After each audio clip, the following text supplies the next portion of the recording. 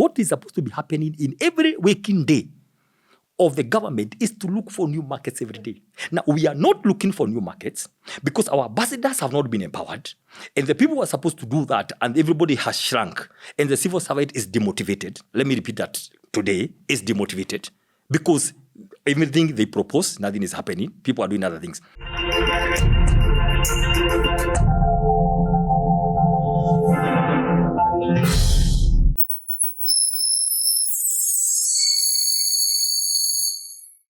Hey there, and welcome to Fanya Mambo Africa. It's another exciting week, and today I have one man who's I don't even know how to describe you best, because he's a man who's worked with the current government, got to a point, decided enough is enough, and decided to onboard the other bus, which is interesting. I have with me Dr. Peter Mbae. Karibu sana Alfa House. Thank you very much. How is it going? It's good to have me, and thank you so much. This is a very great idea. It's a great initiative, very good communication. We are at a time when people need to hear more and more analysis so I can be able to make decisions as we move on. Okay. Information Great. Communication. Information communication. Yes. Karibu sana. How is DCP? You're the Secretary of... Planning and Economic Affairs. So I sit in NEC. We are only 27, so really from Nakuru, basically. I'm the one who represents Nakuru County, a big county. And by the way, when we discuss about Nakuru County here, be taking it with a lot of seriousness. It's the second in GDP after Nairobi. It's the second biggest contributor to GDP. Out of 47 counties, Nakuru is number 2 ranking. The amount of money generated to the wealth of this country after Nairobi is Nakuru. Overtaking Kiambu, overtaking Mombasa, overtaking Kisumu, overtaking Eldoret and everywhere. So it's a very unique county, by the way. Very rich and very wealthy and with a big potential. So yes, I'm there, and so it's true.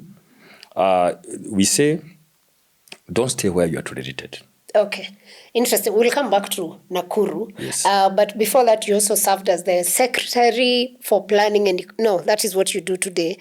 Before that, you were the former head of government delivery. Yes. And government here being the President Ruto's government. It's good to understand from where we are. This is now 3 years. How would you rate his government? Yeah, that's what I was saying in a nutshell. They say, don't stay where you are tolerated, go where you are celebrated. I was very keen and very passionate about delivering the plan. I'm now delivering one term. Why? Because we did the foundation, we did all what we could, but to answer your question, right now, where we would be, ideally, where we would be right now, in the 4th year, according to what we had planned, we will be cruising at around 65 to 70 and approaching 80 by next year, August. Because after next year, August is politics. But now, I can tell you we are struggling at 10, 15, merely making it to 16. Struggling, that is struggling. Which will go down. By next year, and I can tell you, Sarah, me, I speak not from the streets. I have spent my years, both in school and practice, studying politics, leadership, and governance, and the difference between the three. The moment you don't differentiate the three, you get lost. So I consider myself an expert and an authority on leadership and governance. I can tell you, we are struggling at 15. It will go down. 15, that's a very low number. And you've said you built a foundation. Yes. If the foundation was strong enough, then why are we at 15? Thank you. The foundation we built, we were just beginning. You see the way a plane goes, and it spends quite some time going round. Some people are like, no, I mean, what is happening? But it's just there. The moment we begin to fly, it just crashed. At what point were you flying? The moment we began, the plan was you go around the first year. The first year is called policy. You prepare. By the time Sarah, you pick the Bible, you must have an idea, clear idea, what you want to do. Because there's no time to think. When you get sworn in, there's no time to think. So you need to have a clear on investments, trade, industry, diaspora, finances, clear policies, right? So when you come in, what to do quickly, you go, for example, we got in September, you go change the budget, do a supplementary to suit your plan. Yeah. The first year is planning. By the second year, the plane ought to be on the skies going on. So by the midterm, which is 2.5 years, the plane should be up there. Now it's moving on and fixing here and there boats. I just want to give you that scenario. Yeah. So here we are. And I remember when I went to the Minister of Public Service and Performance and Delivery, we decided, what are we doing? We went to every state department, every ministry. And you remember, Sarah, we used to publish what we have done every day for 23 days. You'd go to a ministry, tell them, wait guys, what have you been doing here? Tell us what you have been doing for the last 2 years, 1.5 years rather, and what you can deliver, what is possible. So we tell them, stop all this stuff. Give us 3 things in every ministry. Things that have direct impact to the people, right? In a nutshell, we did all that.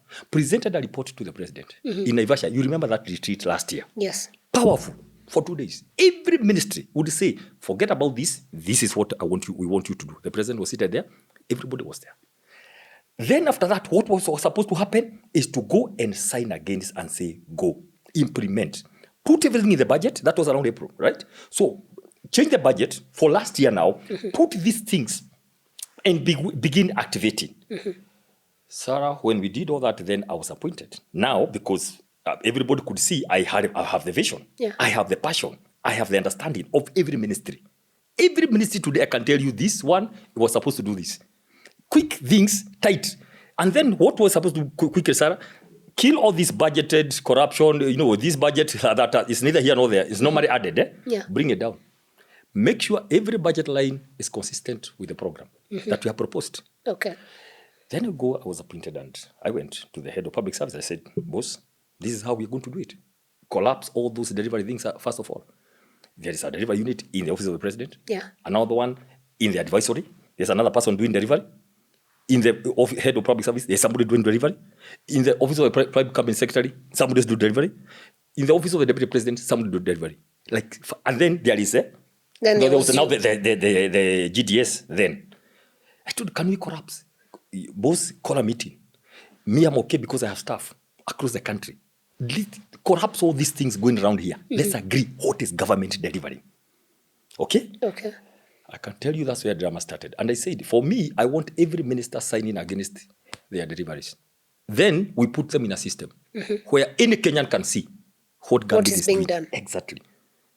I think people began thinking, this guy is ambitious, man. And, dances began. This is too much, no meeting was called. I'm saying, can we have this order? Can we move? Because Kenyans are going to get impatient. Now, in short, what happened is that frustrations began. Remember, that is around the time that the cabinet reshuffle was done. You remember? Yes. Some people clearly, and I'm saying that now from a benefit of hindsight, the cabinet was dissolved. Some people were asked to go, others were returned. Now, when you see the ones who left, they were from a certain region. And that's why I began thinking there was something around here happening, saying there were some people who are a bit uncomfortable with the very strong people holding cabinet positions. And I'm saying that in passing. So we saw them going.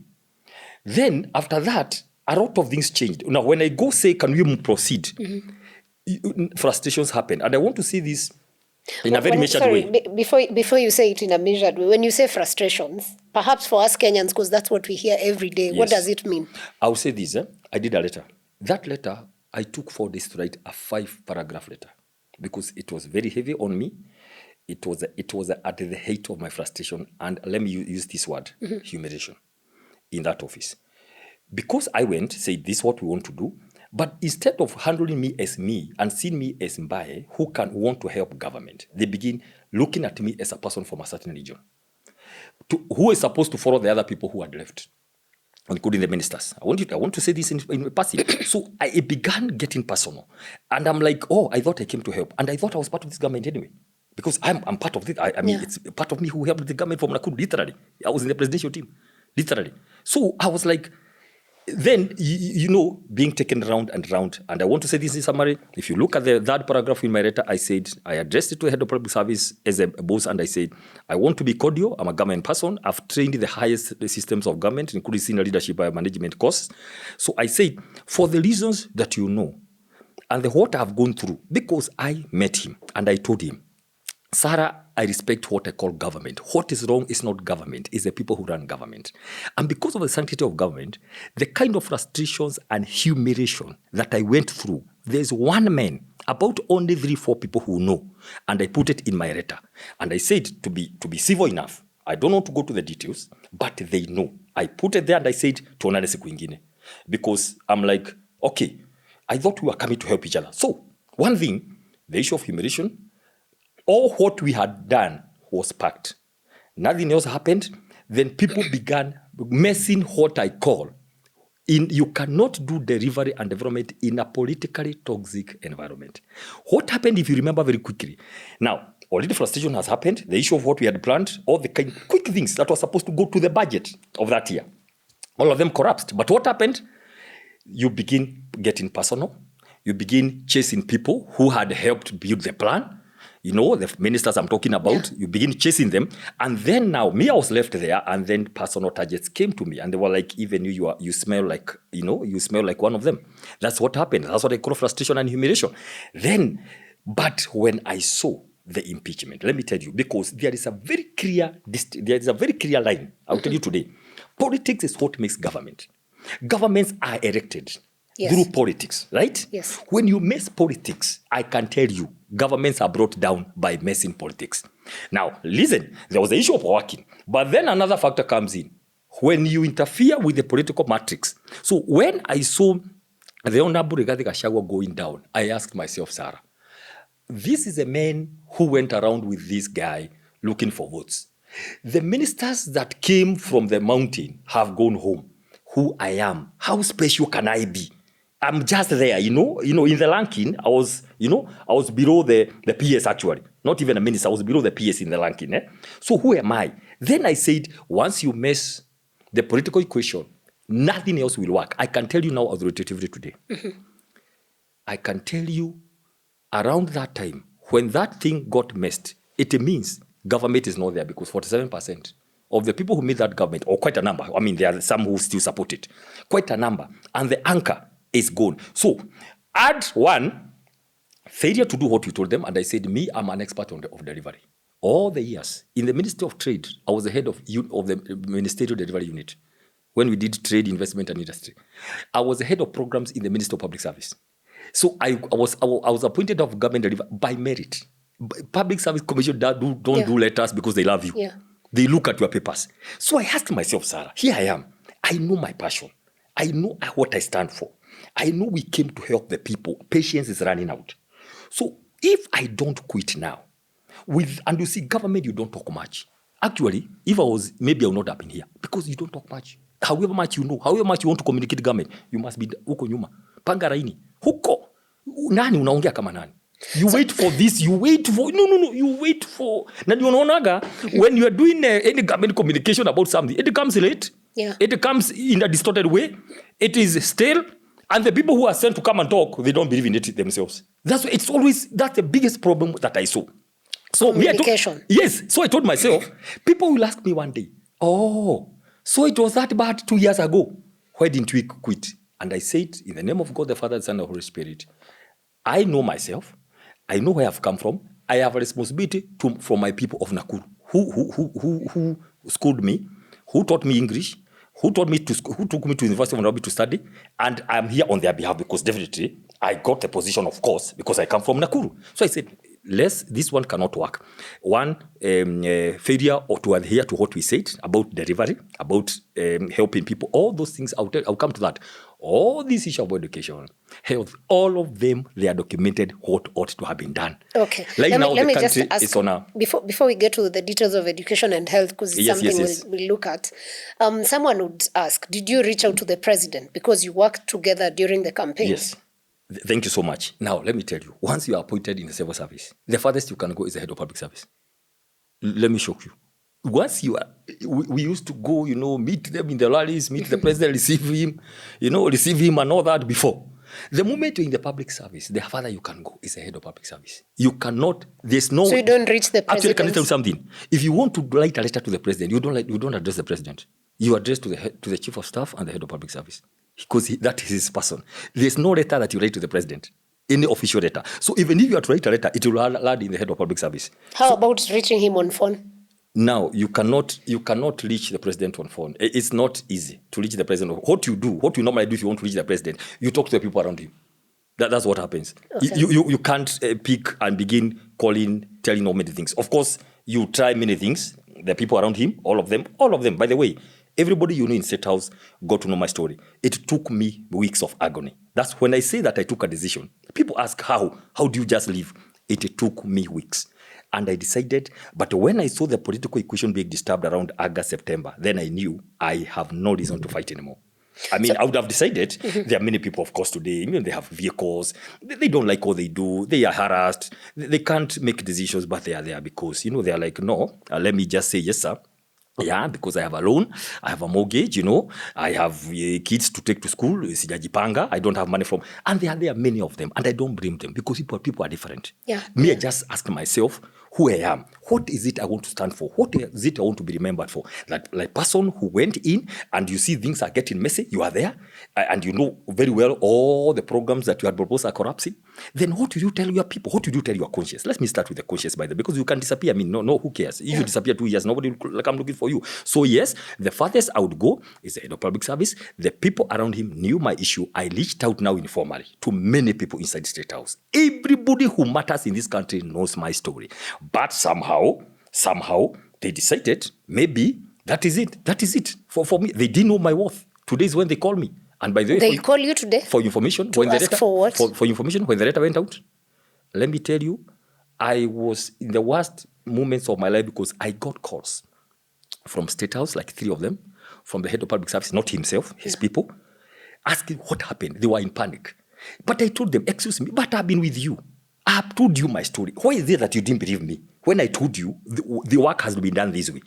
And I cannot survive in these circumstances where I'm humiliated, I'm being frustrated. Like, ni kama sina kwetu. I told them, guys, you thought it's a joke. Then they were like, they thought, guys write letters. Then they are called. And don't quit. Then they are called. And then, achana yo. Now, me, I knew one thing.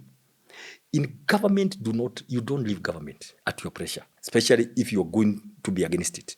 Governments, they want to sack you, arrest you, put you a case, and jail you. So I knew one thing. Of course, by the grace of God, I went to school to study politics and government anyway. So I knew I have to do something drastic. No notice to anybody. And just do it. It's where you don't threaten. Because I would have decided to threaten, share a letter, not even decided to the media.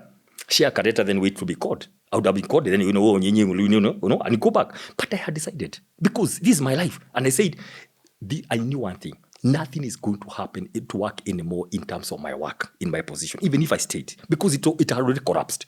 So what I did is that the moment they called me, I could see a few people who are my personal friends. Yeah. They were like, why didn't you tell me? But I can't go telling you everything. Your boss knows. Also, you can't go crying. Why didn't you tell me? Wait, give me a minute. I could hear they were going to consult. Because the way the calls were coming, people were consulting. But I had planned interviews in every media house in Kenya, known in Kenya, until Saturday, the whole week. Because if I don't go shouting and crying and saying, they are coming in, guys are going to come for you. So I had to go and publicize it. Why? Because they appointed me in public in Nakuru. So did anyone threaten you after you quit? Let me say this. I don't talk details, but afterwards, I've received many calls.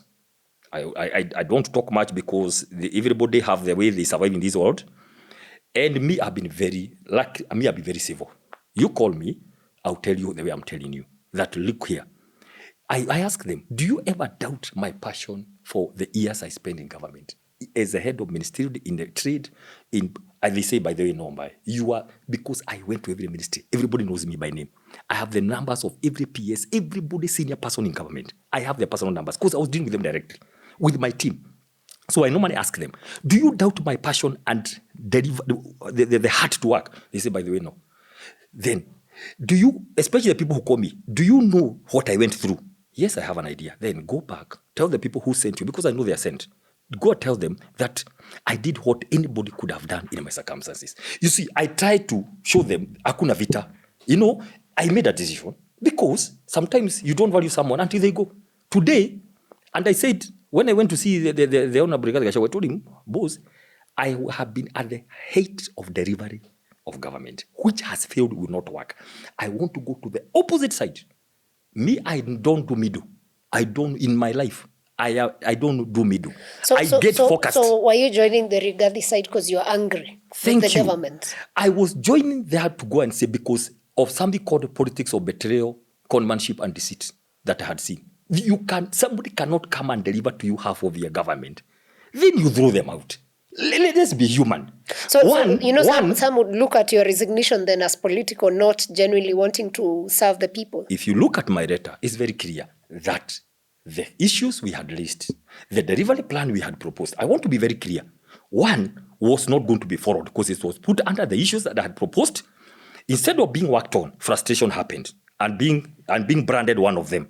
I'm being accused of spreading like a goat so they can eat me, So I said, mimi kabla munisak tutaonania mbele, you jump ahead, because also I know what government does. Inakuharibia jina, frustrations zinaanza kwa ofisi. Then before you know, unawekwa mahali mbaya sana, utajitoa. And by the way, they mess your name. And they had announced my appointment in Nakuru, my hometown. Then niende huko. Then one day, 27 campaigns are coming, and I'm there hiding. Then the president stands and says, by the way, munaniambia mambo ya huyu mtu ndiye angekuwa akiwaambia maneno hapa Nakuru. Let me tell you, after that, you cannot even vie for a candidate, chairman. Now, you're asking a question. So, number one, we veered off around that time. Then I saw, instead of concentrating on the work we promised Kenyans, there was some segregation of some people. There are some people who are not wanted in this government. I want you to see that. The ministers who are kicked out, especially from the Mount Kenya region. If you remember, there was an attempt to kick off the strong ones, bring others who are not, let me use this word, conservative, who are not as strong, who didn't have as much experience, if you remember. But the ones that are there currently have experience. They served in the previous... I'm going there. Then people cried and said, how can you get out people that know? But what I saw was this. The appointing authority didn't want people who know him too much because they were getting so powerful. And you see, he's a personality who doesn't want to share power or anybody who knows too much. You want only to be the one. One of the reasons that happened to the impeachment of Rigathi Gachagua was that the guy knew too much and he's like, he's going to trouble me. So I would rather get somebody who doesn't know too much and he's a yes person because of the personality of the president, because he wanted to know to be like, it's like, it's me and all that. That's disturbing him. And because he thought the Kikuyu nation was coming so strongly and he wanted to tame them, he began by taming the ministers, kicking them out. Then he went after the Rigathi Gachagua. Remember, Rigathi Gachagua idea was hatched during Karen before he picked the running mate. I can tell you today. But he was like, if I drop Rigathi Gachagua, I will not get the votes. So let me sort the first problem. Let me first get in with Rigathi Gachagua. He knew he was going to impeach him. That's why the solo puncture started immediately after elections. It's something he had planned. And I'm saying that because that's what happened. So when we are there, I said, now I see it. Because I know a few things that happened, of course, at the retreat and all that. The body language. Like, who these guys want to interfere with my government. All these structures, all these things you are proposing. From where, how? It's my government, It's me who wants to know to do what I want to do. There was no clear any welcome for so much external people to come and help some people who think they own the government. That's what I want to summarize that. Okay. But number two, now to come to what we are saying, that was number one. Literally veering off. The way you can come and say, if you can do these things, and then you begin veering off and go ahead instead of handling one problem. Already we had enough problems, remember. We had enough problems of Gen Z, you remember? Yeah. But then instead of handling the problem of Gen Z, you add by impeaching. You interfere with the political axis. And let me tell you today, I'll repeat. Anytime you interfere with political formation, development, government is fractured. That's where you see today. From 47% during elections, the support of the president in Mount Kenya, today is less than 5%. We do polls after every 3 months. We know what we are saying. Just to see how it's happening. Less than 5%. And I can tell you, it will go less. With all the money... But Mount Kenya is just one region. Thank you. Let me tell you, I'm talking about Mount Kenya because of this. What has happened, and I want to move quickly.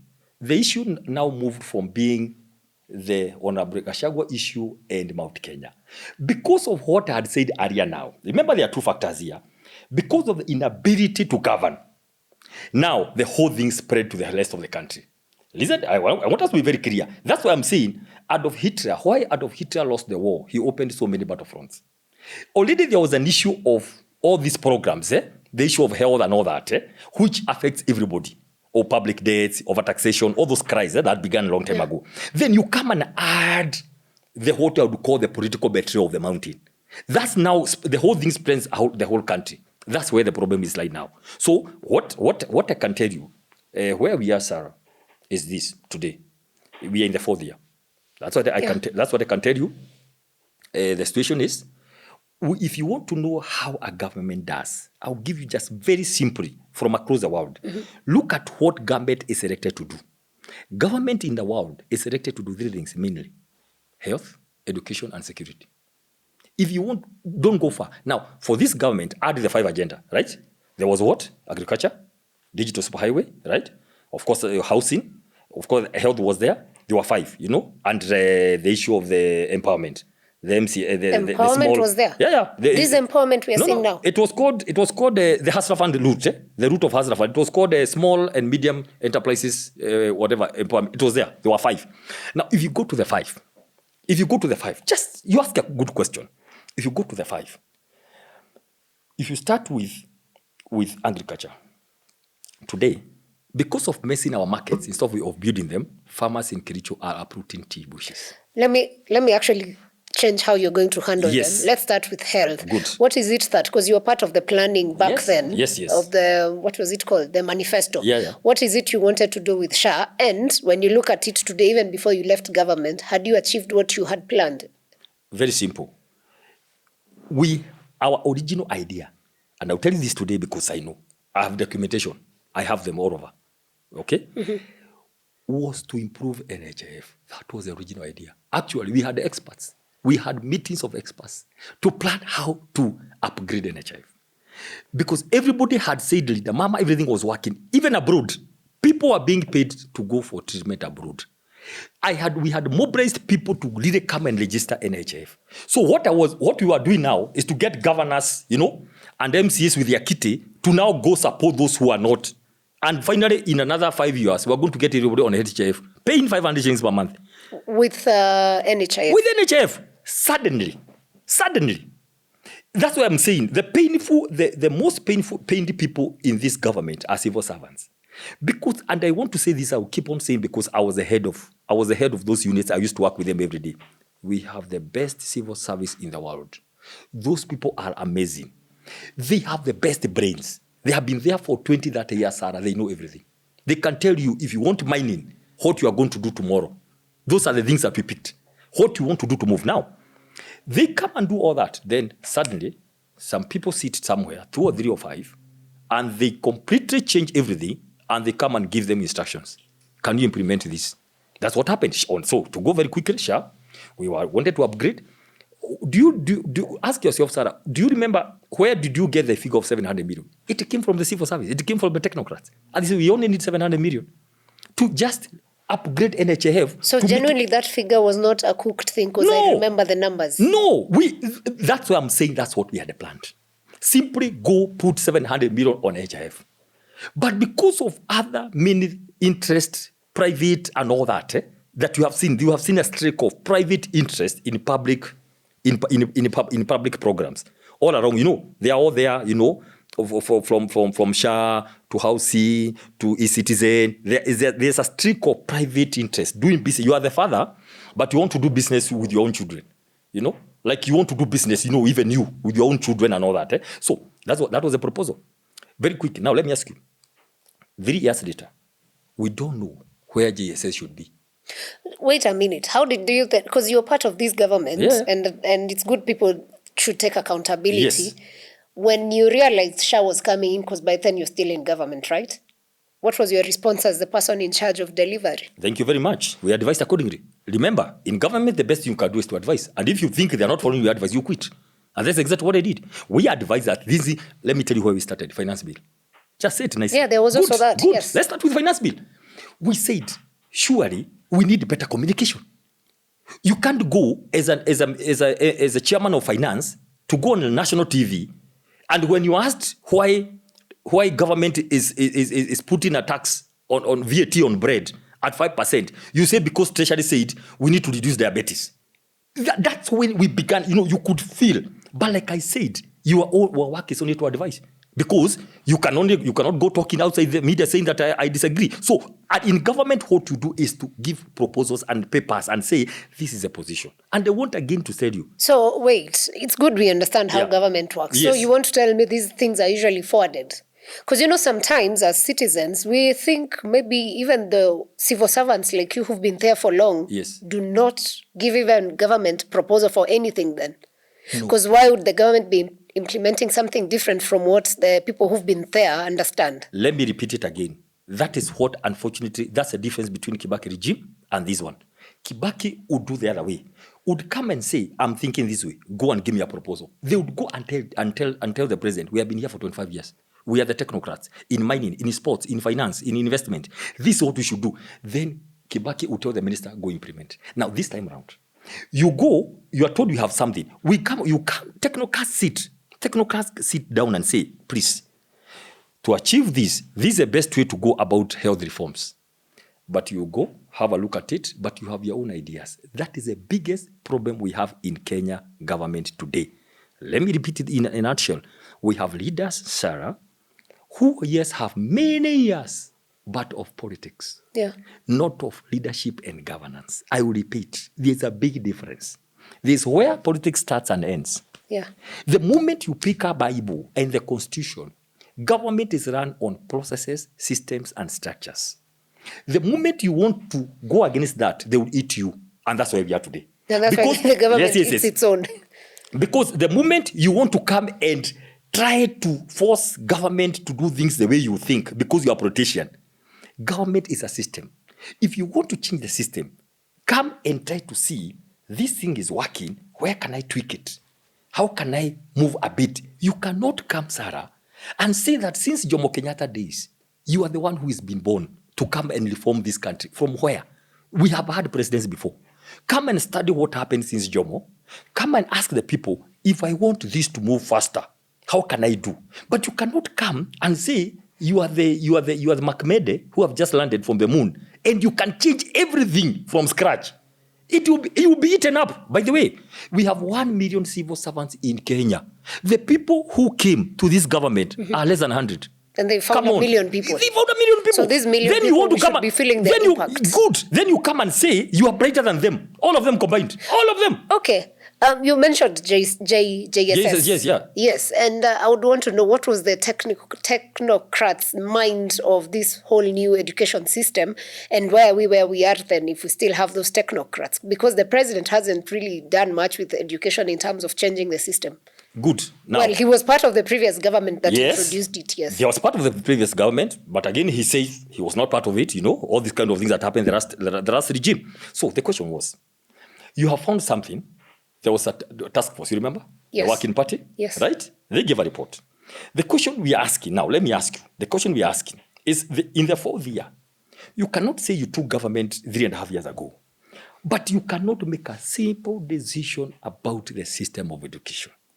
In system of education, I mean, about the how to domicile JSS and all that, the issue of the university funding model, the issue of the TVETs and technical institutions, in that value chain about our kids, from ECD to primary, secondary, you see the whole value chain. That is something that we proposed the 1st year. And we want, and we said, Sarah, if we don't address the issue of the youth, this issue of education and connect it with the job market, because don't come and... What was the plan? What was the plan to address it in the 1st year? Good. This is what we proposed. First of all, a decision was supposed to be made about GSS very quickly.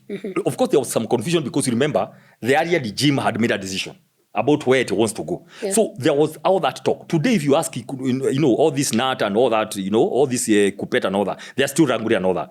A decision is supposed to be made once and for all. GSS is supposed to be either in primary or secondary or standalone. Now, there was a proposal that was done by the civil service and all the teachers, and they say this is how it should be. But let me answer your question. So, what was supposed to happen? Kids go to ECD. They move 100% transition, right? Don't lose anybody. Go to primary. Finish all that, whatever GSS, the change of the... Now, because we agreed, okay, Uhuru Kenyatta, in his wisdom, decide to change. We not necessarily come and say, kill it.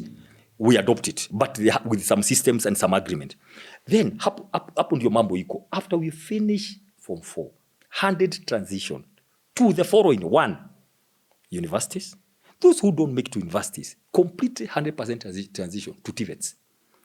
Those with C+, like C now, C minus, D, all the way.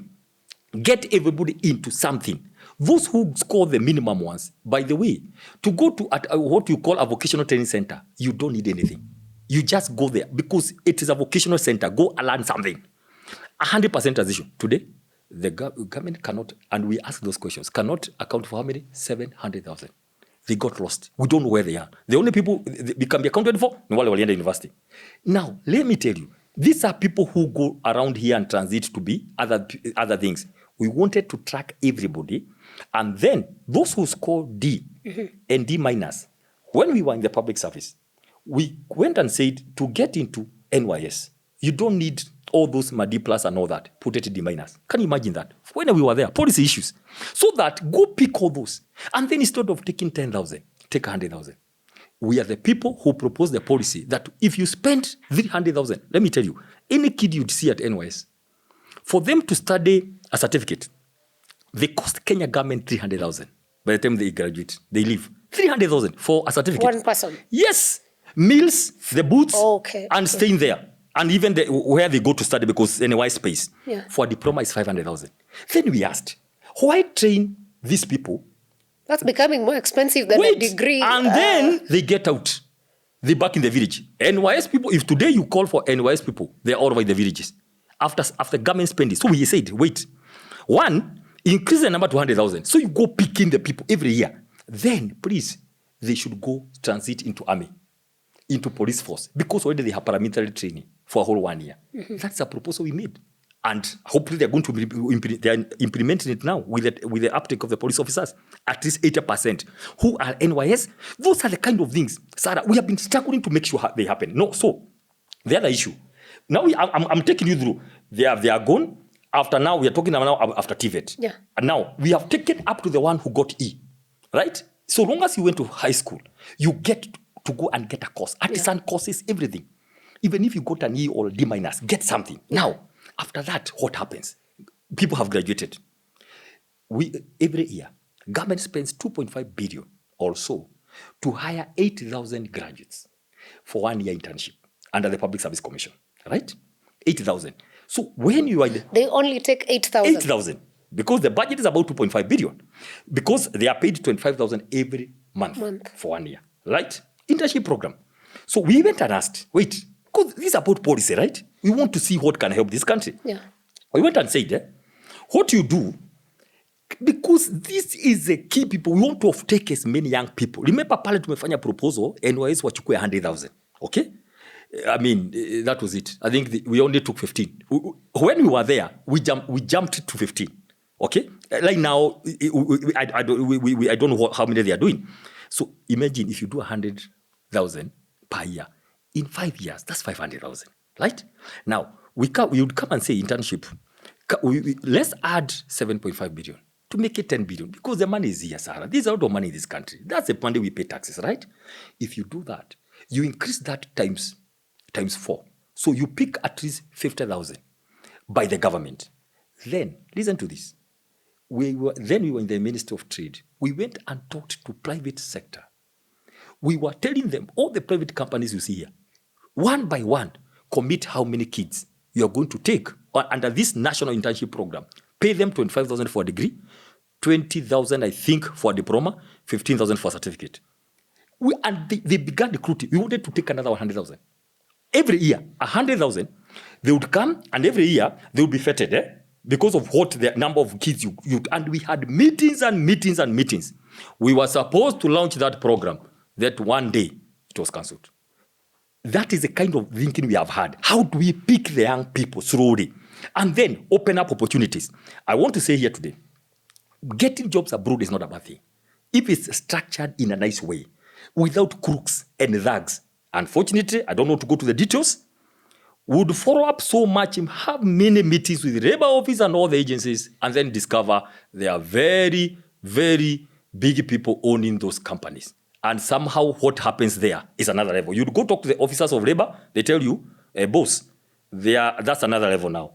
That's another level because very big people own companies taking people abroad. The problem we have, Sarah, is people who are paid by government, right? They are supposed to be the servants of the people, but they transit into businessmen. While While still holding a GK vehicle, chai ya saa nne, red carpet, a whole team calling you sir, but you develop appetite for money. So you begin getting, you will never help people. I'm telling you this. And I can tell you this, Sarah, today. The time is coming when anybody who will hold a Bible, either elected, MCA, governor, senator, women rep, or appointed to any office in government, will swear to the service and fidelity to the people. Fidelity to God, the constitution, and the people of Kenya.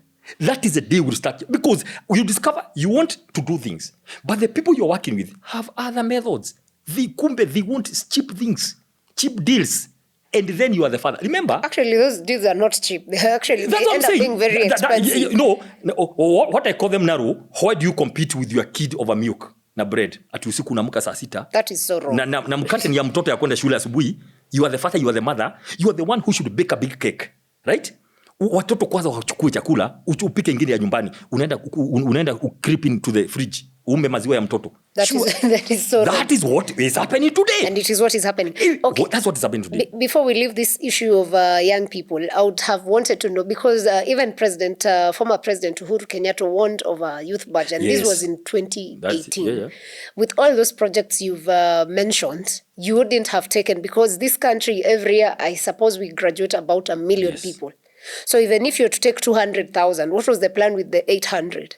Good. And this is just... I just said 100,000, for example, NYS program. Yeah. Another 100,000, for example, for the internship. Within a year. And then, that's a good question. The plan was now export of labor in a structured, nice way. How? Export of labor in the countries, we had already mapped all the countries in the world and the labor they need. And the specifications, we had about 40 countries. And what they need, is it healthcare, right? So that now, Sarah, reason, we come back now, get these young people to study specific courses that are sometimes needed. For example, healthcare, right? These jobs from the big ships, companies and all that. We already did that, but a massive program where you'll feel the impact the way you're asking. So we come and say, wait guys, we have these contracts. We want to do A, B, C, D. But the moment, what happened after that? You see something like that happening, then it becomes a scam. So why would the country be so comfortable in exporting labor, yet here, even in our own healthcare system, the doctors, the teachers, the police are never enough to serve the people? Now, why would you have a plan of exporting when you can't meet your own markets? Can I tell you this? All things is work together.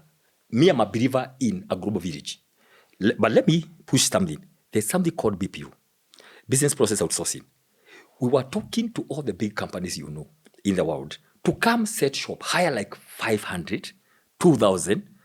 Already we had taken one to Nyeri. Hire like 500 young people to come and work for global companies. Okay. That now looks like something. Not exactly. The exporting part. I have nothing against that. My dear, but I don't support. I don't think I don't know why. Kenyans By the way, really want to leave this country. Can I tell you what? If it works. There are thousands of Kenyans even today. We are talking here. They are living. Because it's not a bad thing. It is not bad, but it should not be the first priority. No. Let me tell you what we tell people. Please, the moment you feel you can work anywhere in the world, let me tell you what I normally say. What you do, Sarah, open up all the opportunities. There's somebody who wants to stay in Kenya. Like myself, I can't go anywhere. Even if you hire me to do it, maybe my consultants, the one I do. I go take some few weeks, I do consultancy outside the country, I come back. Yeah. Give people opportunity. I'm just talking, how do we share out this? BPOs. And then finally, remember there was something called digital superhighway. Yes.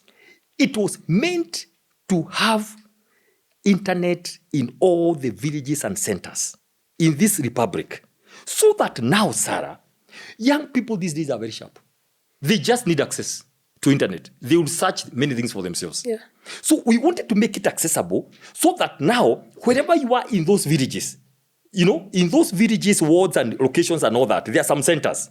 And in those centers now, young people can go there. They know what they want. They'll begin researching. Talk about scholarship opportunities, right? Talk about those BPOs. Many young people I know today, they are earning up to a once of 50,000 per week out of those international jobs. or what they need, and they work at night, because most times in the Western countries, they are working. Or what they need is that conducive atmosphere where we can go sit down, in some center. I have free Wi-Fi or something like that, which is very much, which can be available. And they move on. What is happening today? That dream of ICT hubs in every world, where is it? We are going to the 4th year. Because of lack of ability, go and decide something, Sarah. Put the money in the budget, because Kenyans are already paying taxes, and make it happen. That's what we call delivery. And that's why some of us, with all the energy we spent, with all the programs I've just mentioned, I'll take you back for just a minute. Okay. In the Ministry of Trade, Investment and Industry, the report that came out about 3 months ago said that in the year 2023, it's award report. Mm-hmm. Kenya received the highest number of foreign direct investments, FDIs. We beat Nigeria, we beat Egypt, we beat South Africa, because of the efforts we did to go and woo foreign direct investments to Kenya. That's an international report. That means, just break it down for people to understand what it means to have foreign direct investments coming. That means people coming from outside with money, they set up industries here, okay?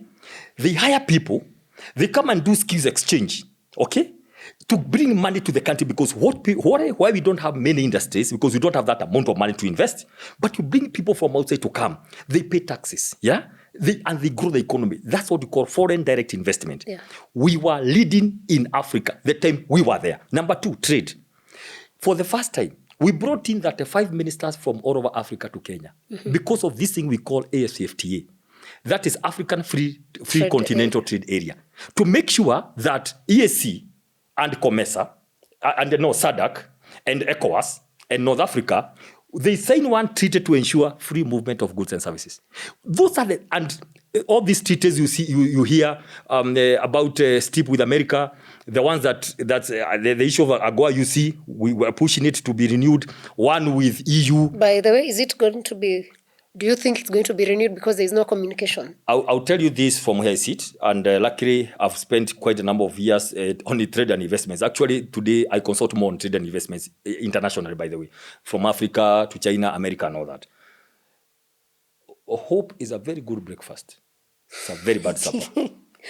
So are we in the breakfast or supper Hope in this case? It's a very good breakfast. It is so demeaning for a country that prides itself that has independence 63 years later. And that's why some of us who are students of policy, we get very agitated. Policy and leadership. Then you are here, 63 years later, crying because Trump has kicked out USAID. Now, the same Trump who said America first. Yeah. Do you know why Trump was re-elected? Because of the genuine original Americans who thought Trump would come up with the issue of America first. Because previous governments, according to Americans, were too liberal, giving too much outside at the expense of internal. I love that area of international diplomacy, international relations rather. Now, Trump comes and gives a signal. No USAID because America first. Yeah. We have to put together. Now, then we are hoping here that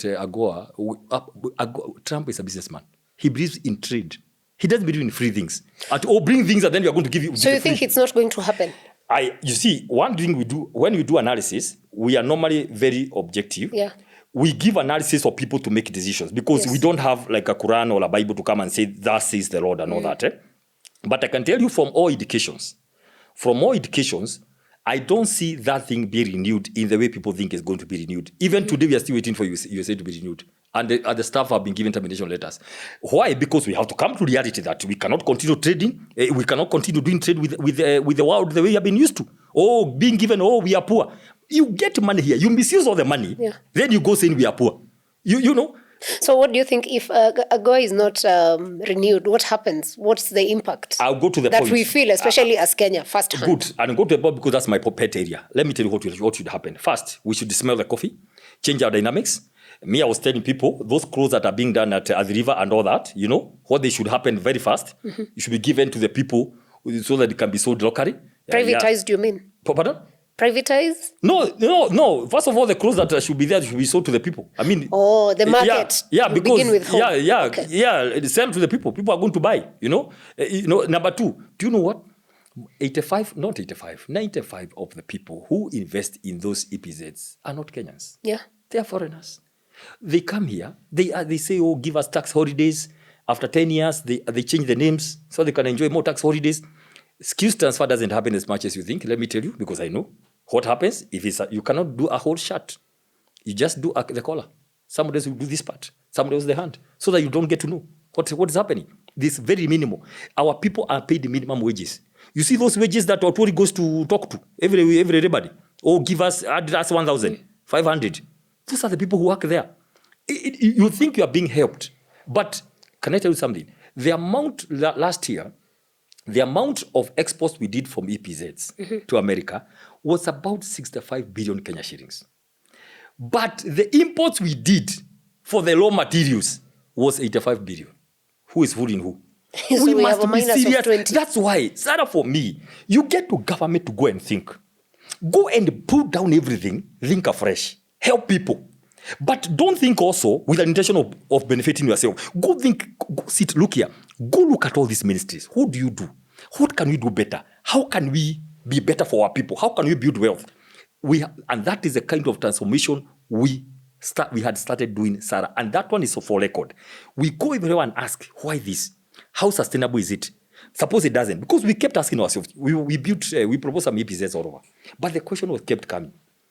If things change in America, if another president comes, we cannot rely doing certain factories and doing EPZs in Kenya, hoping for some waiver or some good gesture or some grace from America. Now, so you ask a question, so what will happen? Diversify the markets, okay? Diversify markets. First of all, let us know that we cannot be doing things for free. Let's do trade. There's something called STIP. Strategic Trade and Investment Partnership with America, okay? That had started. We found it there. So that one talks about now, trade now. You know, what can Kenya take to America? Okay. What can America, import here to Africa? Then we begin talking about that. Those are the things that can help us. Let's get serious trade deals. The whole issue about everything had been done about STIP. The only thing remaining was market access. Like now our goods, getting access to America. People think it's easy. Anything you see moving to these countries, there's a deal. It's crazy work, yes. There are some things you cannot export to China. Today, you cannot export to EU, to Qatar. Yeah, EU, yes, we know at least they Yes, to that. Qatar. You need trade deals. And that is What does it take to do these trade deals for a country? Like, let's say, okay, something we export often is avocados as a country. What does it take if we are to export, say, to the US in terms of the trade deals you're talking about? Like, what do you look out for as a country? You normally go and decide we have all these products which are ripe for export, like in terms of numbers. Okay, then they go and say, no, we have this kind of what we have these qualifications we need, or rather conditions for you. But you say no, we don't need avocado because we have them from Brazil. For example, from Peru, from Argentina. It's a whole thing. And it's very tough because, you are allowing goods and services into your own country. Then you come and say, wait, we are offering you ABCD again. We are your strategic partner in military. That's why you have to give us some leeway. Yeah. It takes the best brains. It's an art. By the way, si ile mna kuongea ati, wacha tuongee bei ya buzi. Ni itakuwa ngapi ati, unachukua juu unasema hii ni mzito. It's a lot of work. It needs brains. Now, what happens? What people may not know. Normally, the team goes to America. They stay for a month. Negotiating. Then, there's something called reciprocity. They come. Many times we have held meetings here to talking about these things. And you have to be specific because you want the products, mangoes, carrots from Mount Narok in my county, other people, to go to places. It's a deliberate move.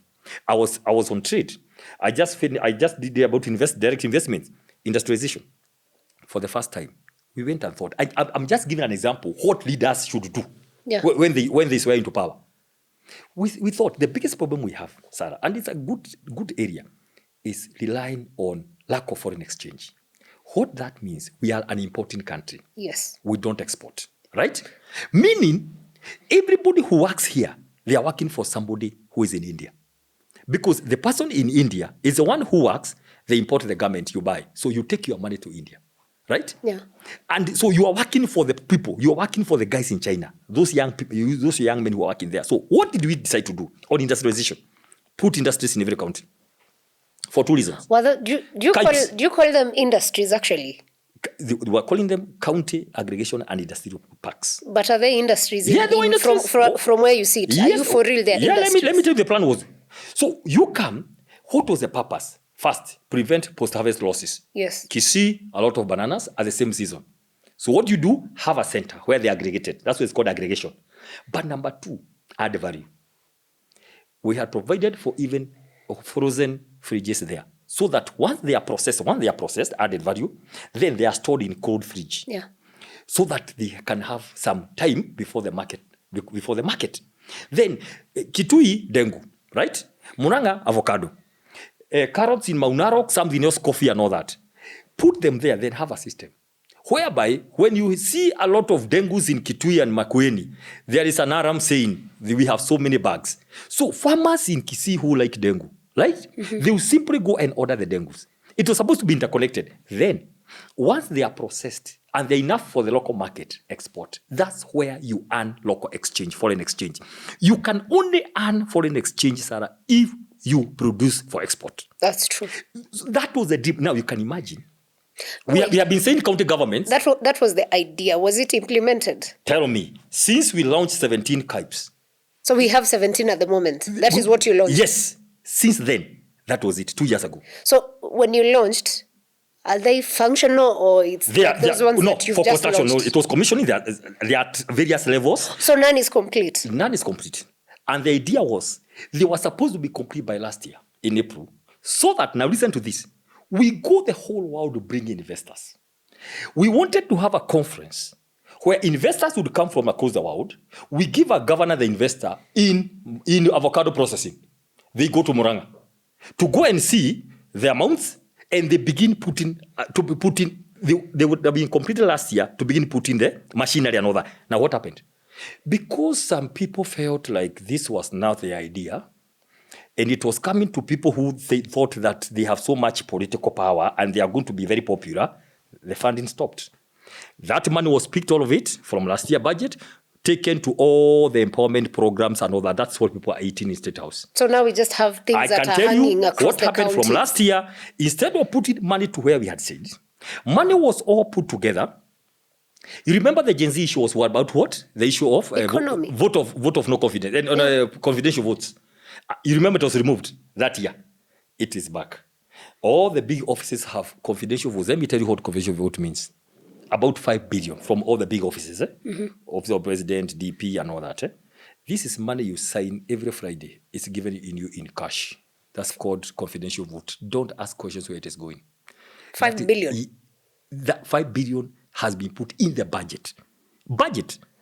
To just be given like this is money that's available in State House and all these economic empowerment meetings. Money that was supposed, listen, the budget was decreased, the development budget was supposed to be 750 billion. It was reduced by 250 to 300 billion, taken to recurrent expenditure. What is recurrent? Recurrent is where you can go get in money, hospitality, meals, food, tea, and all that to serve people who are going to State House and economic empowerment meetings. Let people understand. So when I sit here and I tell you, when you see the alligator coming from the river, telling you the crocodile is sick, you should listen to that alligator twice because he has been from the river. When you see me saying some things, the way I say, and what I decided, instead of coming here every day to talk about all the hills, I decided, let me show you the alternative. And that's why we are on one term. To tell you, we had a lot of plans. They are down the river. And I can tell you it can only get worse. Because SHA will only go crippling to the ground. Education system is corrupt. Issues of private things happening and a lot of people can see money getting wasted. Sarah, nobody has a problem with paying taxes. Let me tell you the truth. Look at this. Remember Kibaki days? You remember? People paid because they had a belief that their money is going somewhere. This year alone, KRA fell short of 250 billion in collection of taxes because people are tired and they think their money is going to be stolen. The moment you see citizens have some group or have some guy somewhere siphoning money, 2.5% of share is going to someone. When you see all these things, and then you see the father is going to, instead of, Starantahera is being done, but go and build some hotel in Gong, and these things, and the person who hold the title is your close confidant, people get tired, and people give up hope. But we are here to tell people, please, you cannot give up hope. Me, I would have decided to go and stay somewhere saying, yes, sir. But I said, no, Sarah, my conscience, let me come out and tell people, guys, we tried. Okay, you tried. But it never worked, but we have a plan B. Okay, now I have a question. Just the other day, tea farmers were paid their bonus, and I think it was ranging between 10 shillings to 40, depending with the region. And just a few months ago, we had an issue with Sudan, and they banned importation of our tea. Is that one of the effects? And if you were part, because you were doing trade, what was the agreement, especially for issues on trade with countries like Sudan, and maybe, I think the other one, Pakistan, we also export a lot of our tea. We cannot be looking for new markets in the land, but the one we have already, perfect. Sudan and Egypt are one of the biggest, consumers of our tea. You go mess it up. Using some other things which are very private and personal. You go, mess it up with your relationship and whatever it is you are doing. Sudan government gets angry, they cancel the tea. Of course, it has to be, because we don't have, remember, what is supposed to be happening in every waking day of the government is to look for new markets every day. Now, we are not looking for new markets because our ambassadors have not been empowered, and the people who are supposed to do that, and everybody has shrunk, and the civil servant is demotivated. Let me repeat that today, is demotivated because everything they propose, nothing is happening. People are doing other things. So yes, it has an impact. And that's why I said on agriculture, there were basic things, guaranteed minimum returns. Today, it's getting worse. People are uprooting bushes. Look at coffee. Look at milk. Milk was supposed to be 50 shillings. Now, of course, 20, 30, 35. You get. That is why basic things. It was agriculture. It was housing. It's a scam, as you can see. And by the way, let's not talk much about, if you want to know these things, Sarah is not us who are saying. Go to the Auditor General report. It is there in Parliament. Yeah. Of course, broad-based government, rest in peace accountability, rest in peace oversight. You cannot go and occupy a house on a government land ever. Itakukula. It will come down. So what I'm saying, look at housing, look at SHA, and we are saying, as what we do, very simple, go back to NHIF. All this is drama. Me, I'm asking Kenya, all this is drama plus drama. Somebody died from Naivasha at KU, a bill of 800,000. Somebody has died, right?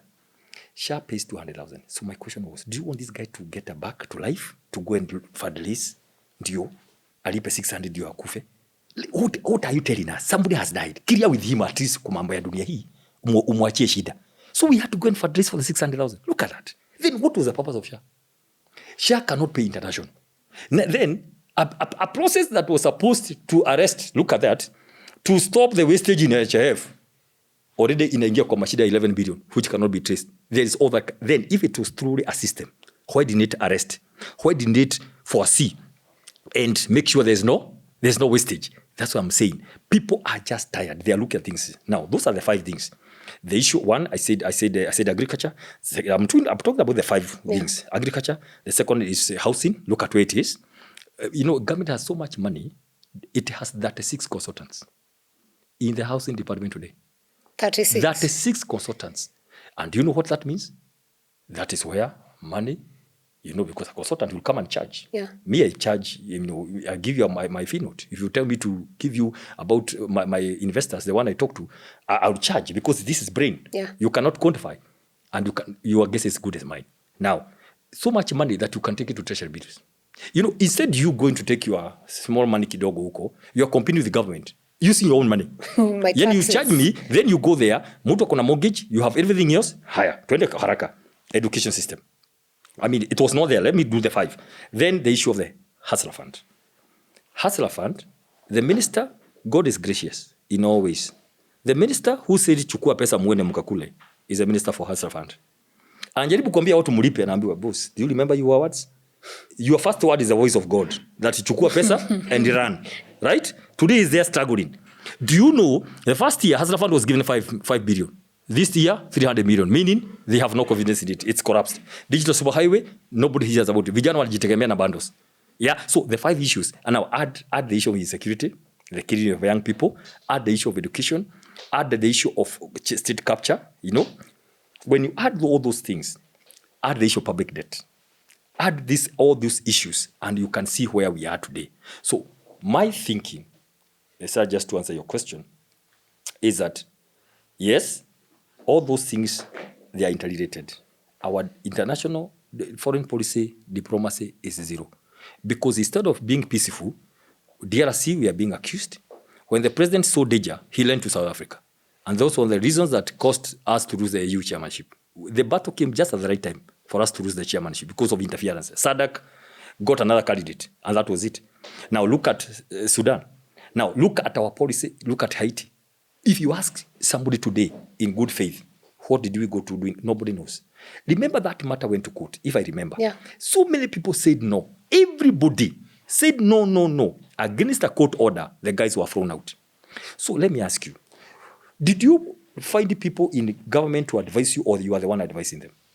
When you talk that, I remember yesterday the president was speaking at, Masden Madoka was launching a book or something, and he said he's been accused of micromanaging, but it's because some of the people he has are not passionate enough to work. Someone might claim you're one of those people. Maybe you're not passionate enough when you're there, among the ones that are there today. I saw that. I was shocked. I saw that. And I thought, as an expert on leadership and governance, I was thinking two things. One, Sarah, if you put near you weak people, poor people, don't blame them. Your advisors, it's you who pick them. If you got people with no capacity, don't blame the advisors. These are your people. You have the right to sack SCSs, sack them, all of them, if you think they don't add value. That's number one. So don't come and tell us, how do you have people who you think are not efficient? That's number one. But you know what? What that means also? A failure of leadership. If you cannot ever, even Moses, when he went, he was told by the father-in-law, you are going to die. Get capable people who can help you to do some of these cases. Only the key ones will come to you. The problem of the president, the one you have described, is this. It's a thinking that you are superhuman. The thinking that you or only you have the vision for this country. Only you knows what is right. And if it was so, he's qualifying the fact that he's the one who has been bulldozing all these things. Haiti, Shah, housing levy, all these things. Because he has admitted, it's me who do these things because I don't think people are doing it. One, why do you have the wrong people? Number two, if you have never learned to the level of presidency, you have never learned the art of delegation. The art of getting capable people around you to help you, like Kibaki did, we are doomed. Because therefore, that's why you see sentiments like, who knows? Maybe I'm the destiny connector, to this country. This kind of speeches tells you there's somebody who thinks they are better than anybody else. Now, let me tell you. The moment, Sarah, you think you are better than anybody else, one, you never receive any advice. You never listen to them because you think deep inside, God sent you to come and liberate the people. You have that thing in you that thinks you are the best. You never, and that is exactly the problem he was trying to describe. And everybody now could see where the problem is in Kenya. Would you ever think that Kibaki would give us such a speech in his whole life? Never. Because he knew, I'm just one man. I have these people who must work. And people used to work during Kibaki days because we were consulting for government in one way or another, in a big way. We know what used to happen. So you can see the weakness where it is coming from, Sarah. Okay. I see. I hear what I hope he... Anyway, I'll not talk much on that. You cannot change grown-ups. Yes. Personality, character, you cannot change. Okay. We have had the debate on privatization of the Kenya Pipeline Company. As someone who understands trade and knowing that KPC was one of the most profitable parastatal in this country. Yes. Where are we heading? Is it a good thing? Is it a bad thing? And why also was it that during the debate in Parliament, Kimani Ichung'wah was convincing members of Parliament that they'll be the biggest beneficiaries? Two things quickly. Number one, actually KPC is one of we call them parastatal A class, A category, together with the Kenya Power and all that, KenGen and others. State capture. I can tell you, I want to urge Kenyans, if you have some time and some bundles, for breakfast, lunch, and supper, always listen to the Honorable Rigathi Gachagua. If there's a man God sent on this country for a time like this, and let me tell you, God does many things differently, because God knew the heart of the president. Of course, he knew how he would be this time, as we didn't know. And he prepared Rigathi Gachagua to just come, be the running mate, be the deputy president, be there for 2 years, learn everything, then come out to help these Kenyan people and be telling us what is happening. to describe the president. When you hear the guy say something, he told us about the issue of Southern Sudan. All these issues happening here. He told us about what happened a long time ago, and he has said it. State capture. What is happening is this, unfortunately. Earmark these state corporations. Say you want to offload, like Safaricom. You know, Safaricom is owned by government, and you know that 5%. Yeah. Like KCB. KCB is half owned by government. Okay. So what they have said, target it because it's very profitable, and it is going all the way to Uganda. Say you are selling it, then using proxy, come and buy it. Doing business with your own family. Doing business with your own children and your wife and your spouse and your husband. That is the problem we have. Having private greed and interest in public property. I will not have let me tell you the problem we have. We had a proposal of reforms of parastatals. You get it? They were then about 350. The plan was, some of them are not very useful in the current time. Collapse them because we wanted a lean government, efficient and lean, genuinely. But now the problem that happens, why every decision in the Kenyan government must pass through State House so that some people can see what is there for them. The idea was collapse them, give away some strategic ones. I'll give an example with Portrads, which is co-owned government, you know, all that. Then, because private, let me give an example with Safaricom. It's run like a private entity. Yeah. Majority shares, government has a share. That is a good thing in a deal situation if it's done without any other interest. The problem, Sarah, you do it, but then you come behind, you know, and you want to own it. That now kills the whole idea. The problem we have, and that's a big issue here, we have so much private interest in public programs and entities and all that. And that is why we have gone to court. We have a team of lawyers in the United Opposition, quite a number, who are just doing pro bono public interest litigation. We have several of them. Among our team is the ones that we went to stop the composition panel, okay? And there was a very big fight, by the way, if you don't know, within the LSK, a big fight, I can tell you.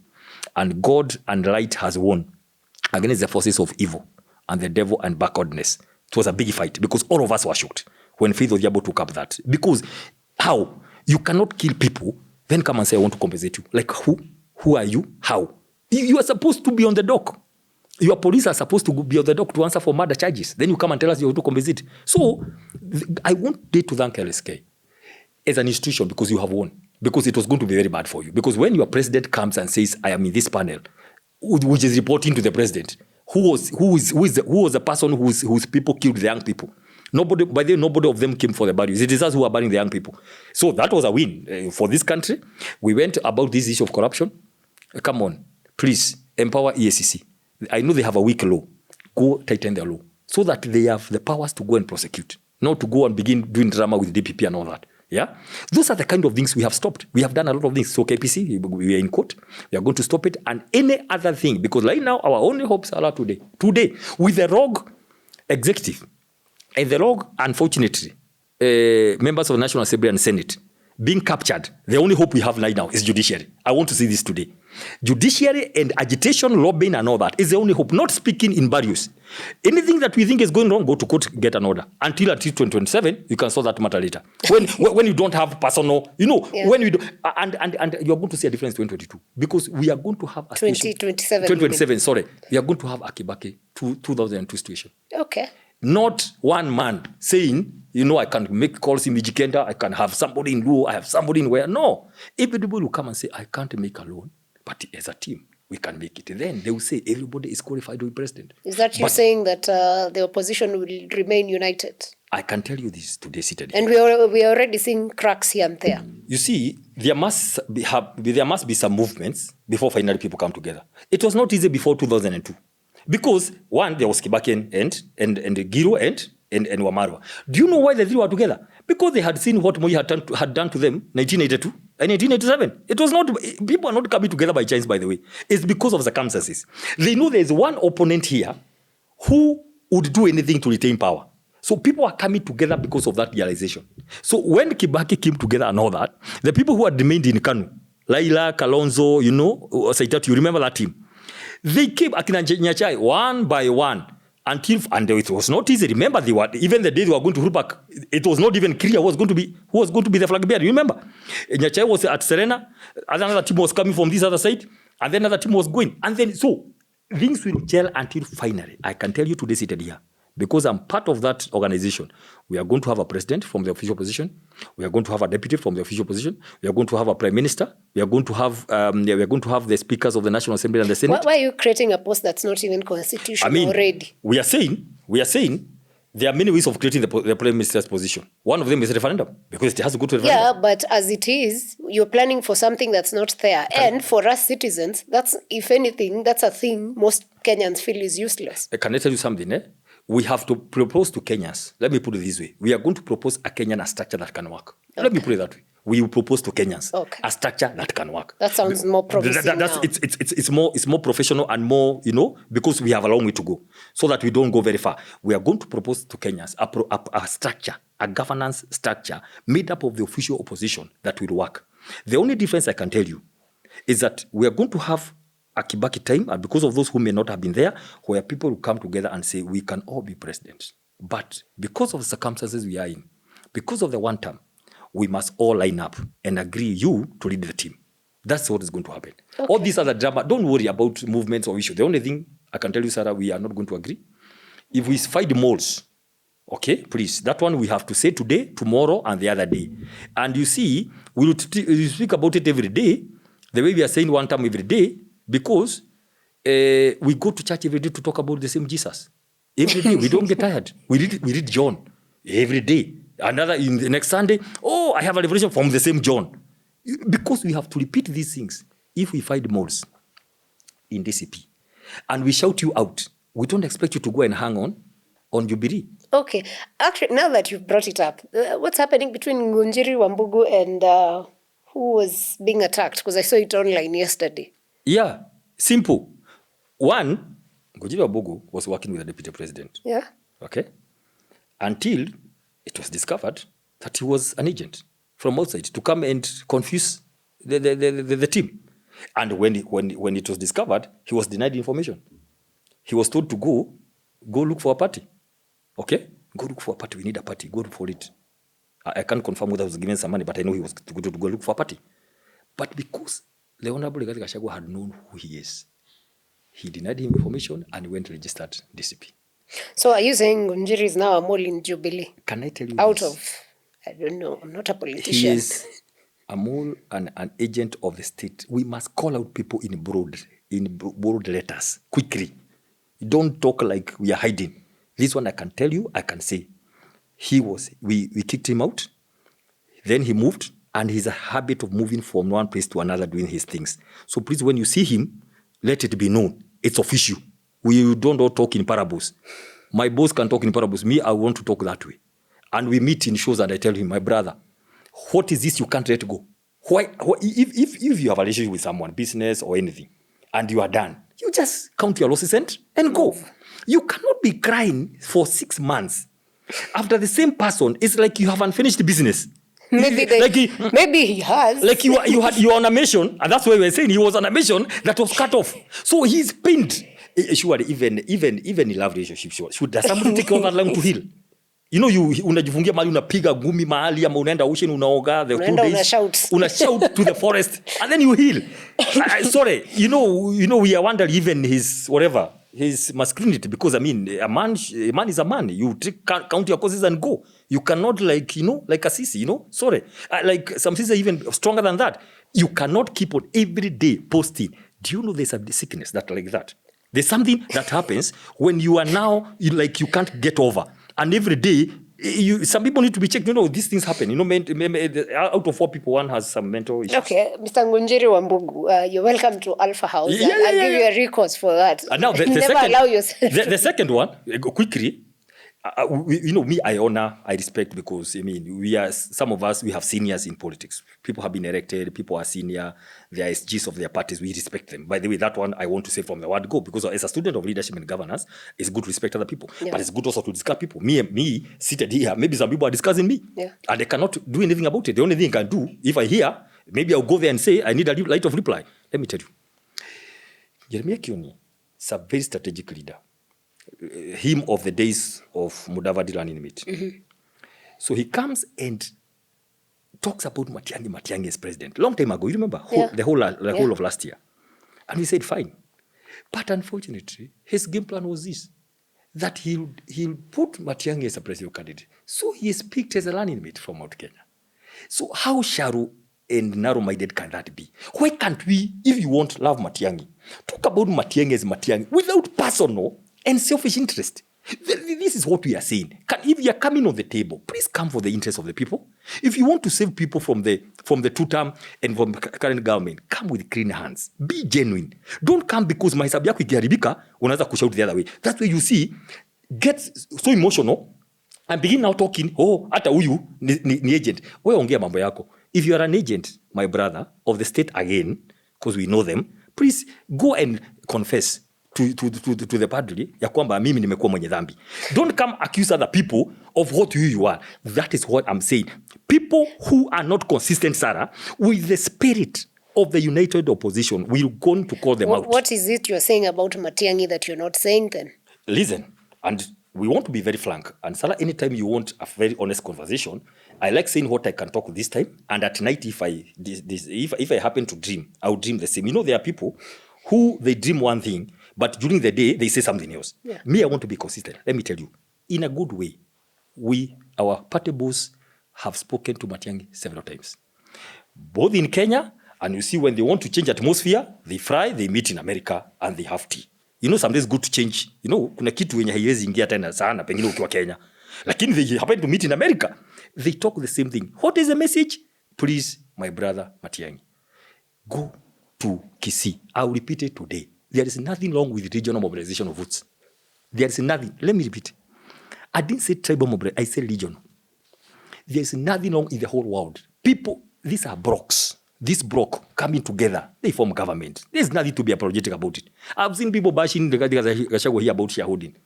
You know, people come to decide we want to form government. You put together and form government, and then you share. But of course, I must say, once you get to power, of course, as a father, you know that everybody now in that country belongs to you. In the sharing of national cake is something different. And that's why there's NGCDF to anybody, opposition or government. Yeah? There is a county money to every part of the country. So please, let's stop that issue trying to say, Gachagua was talking about shareholding. That is cheap and miscalculated. So let me come back. So we told Dr. Matiang'i, go back there, because what we need here is official opposition are blocks. The block from Ukambani, the block from Mount Kenya, Rigathi Gachagua had done very well, right? The block from Western Natembea and Eugene Wamalwa have done very well. The block from Masaini, we have very good people like Naseki and Kamwaro and others, and Saburu. We have a good block. We have people there who are already helping to bring the blocks here. The block that we are missing, you come in from there, because don't run away, Sarah, from where you are born. Even Jesus came from somewhere. Don't run away. Come and say, I am a nationalist, but I come from somewhere. Go back home. Mobilize people, bring on the table. The idea was, go get a party. I mean, he has been associated with UPA. He has a governor, Nyaribo, and some MP, I think, and some MCs. Go and mobilize Nyanza, Kisii, Nyamira, Kisumu, Siaya, Migori, Homa Bay. Come in whatever you can come up with. Kalonzo has only 3 senators, has only 3 governors. Of course, several MPs and MCAs, but he's on the table. Don't feel, come with what you can, but please, don't wait to be given. Once you are given stuff, Sarah, there's somebody who worked on that party. And I can tell you, at the right time, you'll be kicked out. Or rather, you not have full control. Let me ask you.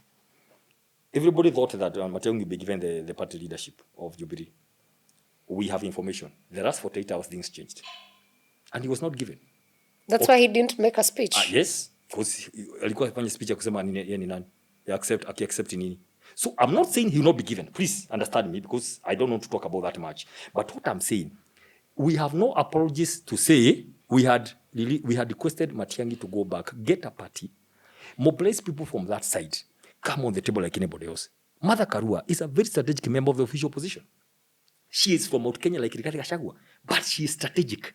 There is something she is bringing on the table.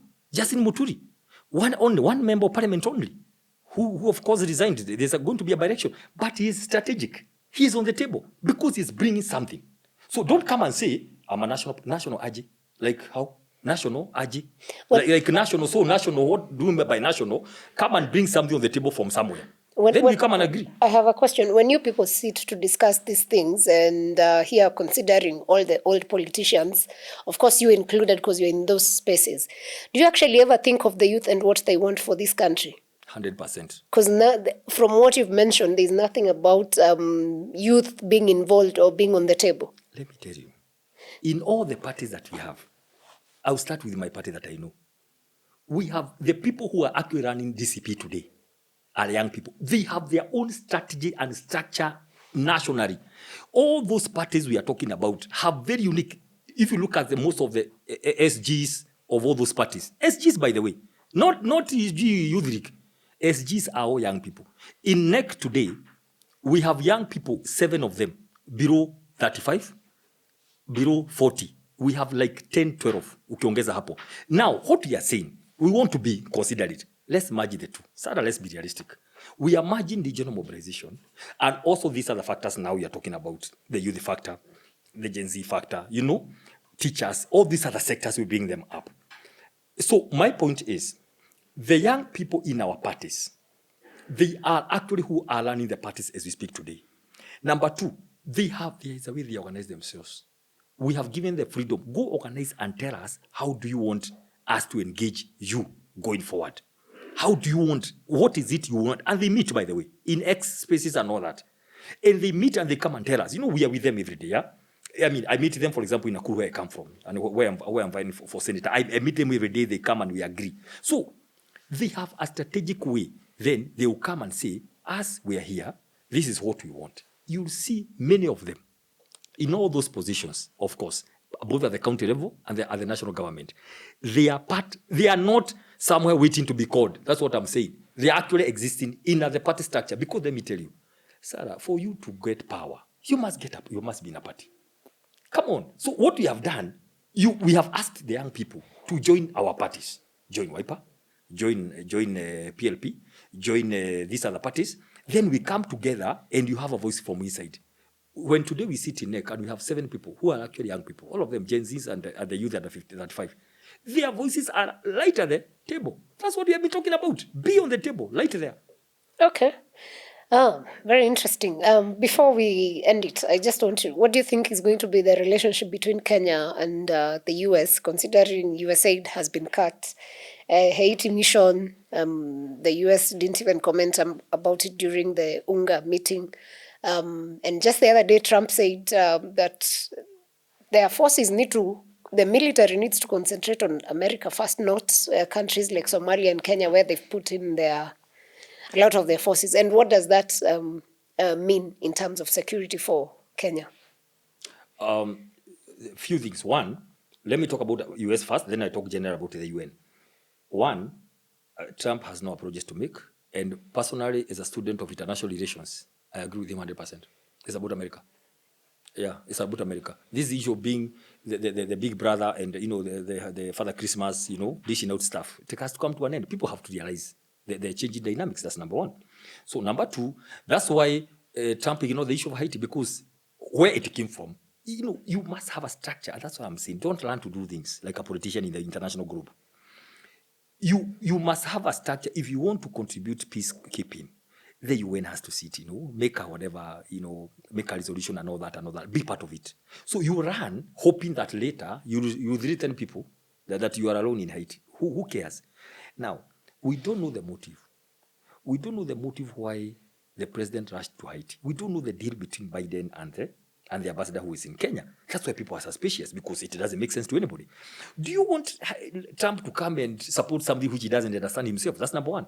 It goes against the issue of America first. So he says we have a lot of work to do. That is what Americans want to hear. We don't want to go being Father Christmas out there. So what is the relationship? Now, what I think will happen, under the step I just mentioned, there will be a military aspect. Okay? It's called Strategic Trade and Investments Partnership. It's a trade between America and Kenya. What I suspect is that that's where military issues would come in. Don't come kutisha us ati tutafanya ukisipofanya. Shauri yako. Come and we talk. Trump, as I said, is a businessman. So that's what will happen. I see something happening. That trade issue, like I said, people are saying they are waiting for letters about Agoa. Me, I don't do those things. Me, I think and plan what I want to achieve. I don't look. You cannot be a government here telling people to wait for prayers and waiting for hope. You know, and of course, between me and you, Trump has very little time for Kenya because of the leadership. I mean, you know, because he knows what's happening here. But let me tell you the danger. We go to UN, make a speech, trying to actually lecture UN, because that was lecturing.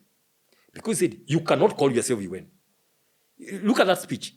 I think I'm wondering, who is this guy? You mean you come from a third world country struggling? You come and lecture people who are superpowers, who have been there since years, hundreds of years before. Independence about 1963. You don't approach things that way. If you are serious, you want to be considered to be all those positions you are talking about UN, go back home. Have a resolution of the AU. So it's not you talking. Who are you? You're not the chairman. You are not in the commission. So that it is the presidents of Africa who are asking. And then there's how diplomacy works. Diplomacy doesn't go lecturing people. If you want to negotiate, there's a way you do it. But you can't go all alone. Then you want to begin lecturing people and telling them about you cannot call yourself UN. Me, I think there is something about the president. He wanted to shine. There's a way he wanted to come alone and just rattle the waters, which didn't come out very smart diplomatically for Kenya. It was not smart, I can tell you, because I know. I have friends there and we chat. But number two, let me tell you the irony. That's why I'm telling you, we don't think through things we do and say, which is very dangerous as a government. You go hit out on UN, you demanding seats and all that. It's like UN was born yesterday. And of course, the whole issue about financing infrastructure, there is something called system, countries at the center and at the periphery. You need to understand some of these things by the time you become that level. But then, of course, Trump hits also at the climate change issue. Remember? Yeah. He hits it out completely, like something else. And this is Trump talking, by the way. But then you want to punch him. Do you know what happens after that? Do you know what is IMF and World Bank? They are the creatures of America. Okay? And UN. The biggest shareholders of IMF and World Bank is America. The day we were talking, sorry to say we, because when our president is talking, it's us who is Kenya talking. Yeah. The day we were talking about lecturing UN, IMF landed in Kenya because we want debts. That day. They landed in Kenya for us to go beg for more loans. So tell me, if you are IMF and you have been invited to come for more loans in Kenya, what would you do? And your president is there lecturing the UN. And there's a very close relationship. People don't know. World Bank and IMF are the same thing. Creatures. The biggest shareholders is America. America is the one supposed UN. Those countries you see there are the ones who run the world. So if you want to engage them, I'm not saying that it's fair, but be diplomatic.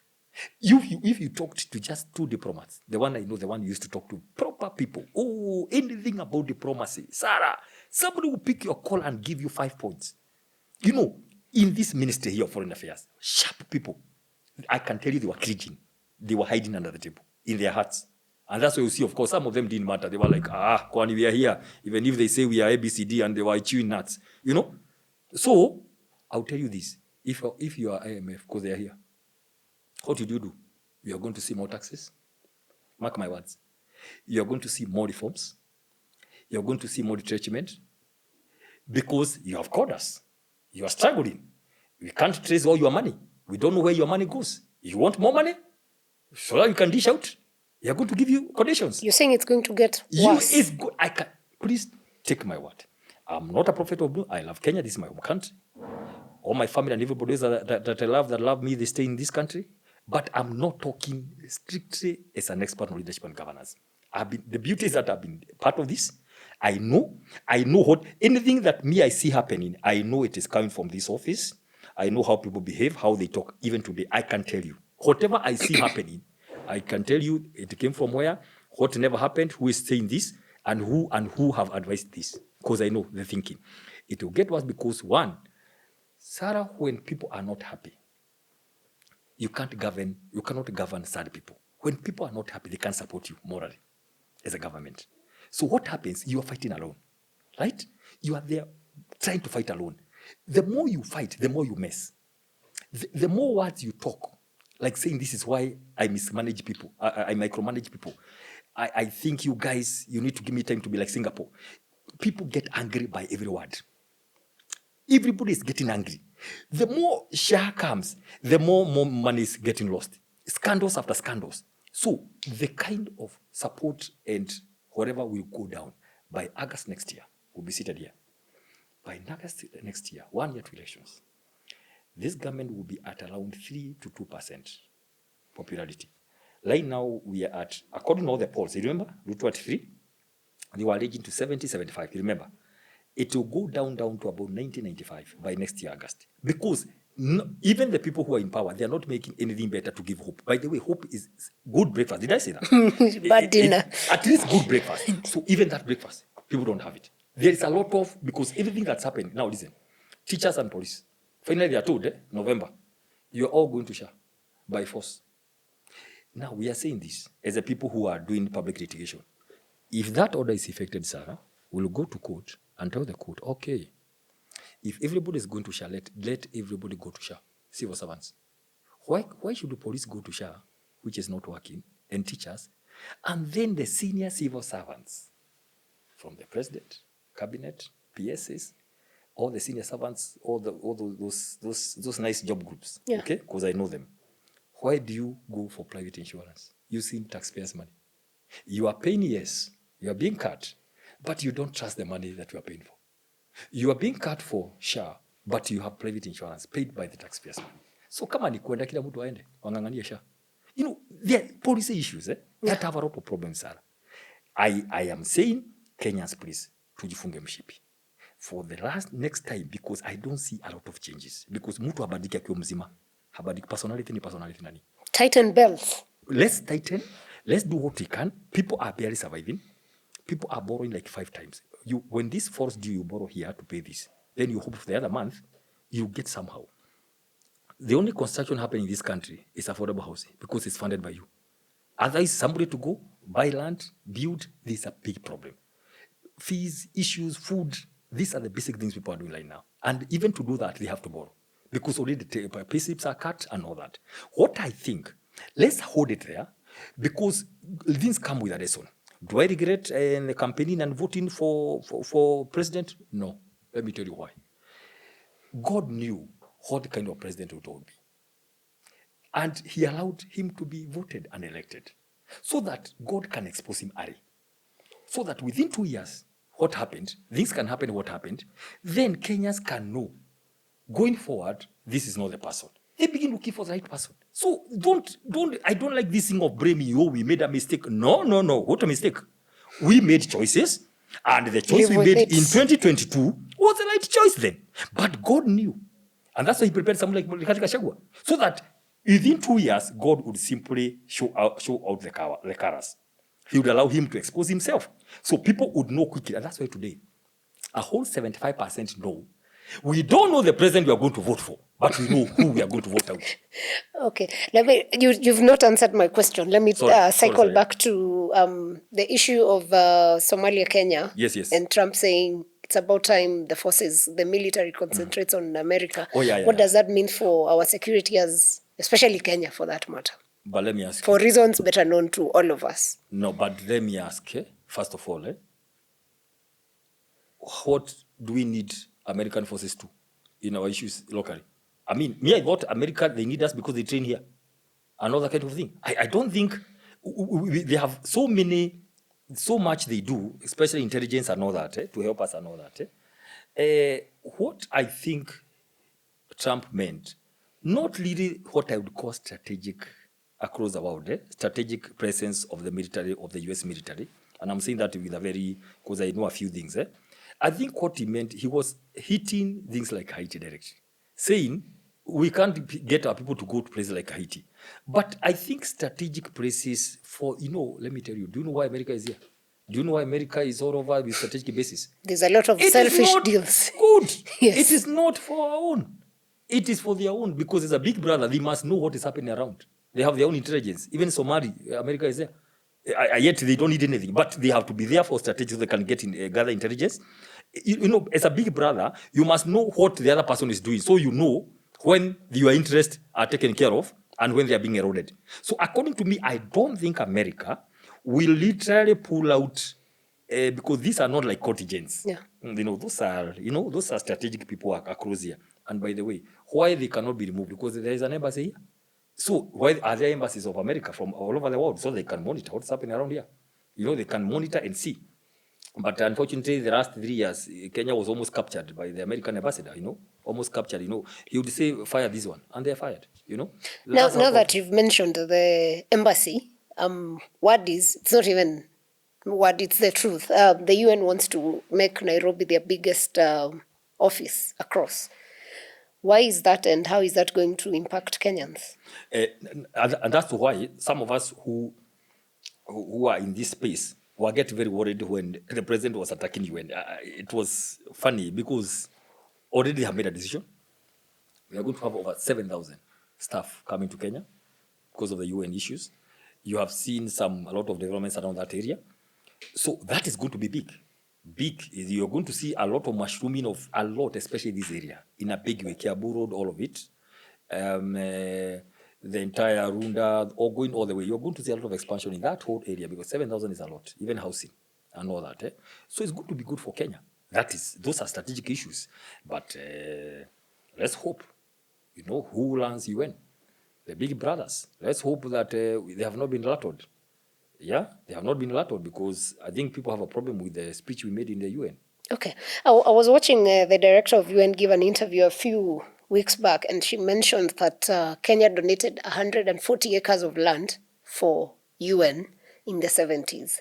Would you have an idea of that and how maybe those things happened? No, what I know is that UN, they don't come by land. You pass resolutions as government to give them land to build on across the world. We had that conversations in some point. I remember in one of the things we were pursuing, and that thing, yes, because there was an international body that was coming to Kenya, I remember, and they were like, give us land if you want to come and invest in your area. Yeah, so I remember. So they don't. So it's true. There was land that was given for that expansion because, UN is a big thing coming to your country. So the least you can do as a government is to give them land. Yeah, so that is true. It's there. It happens. All global bodies wanting to come to set base is a big plus to the hosting country. So what you do, you give them land. Okay, you give them land to build their headquarters and something like that. So that's normal, and that's the land that you see there. Okay. Yeah. All right. I think that we've had a good conversation, and we could go on and on, but we will have you some other time for sure. But before we close, maybe your closing remarks to Kenyans and the people of Nakuru, because I know you mentioned you're running for senator. Yes. Thank you so much. For the people of Nakuru, first of all, for the people of Kenya, we are going to do the best we can. We are going to be here. Ours is to give hope and to tell you that all is not lost. That's why some of us are here to drive the one-term agenda and to tell Kenyans, yes, this thing has made so far.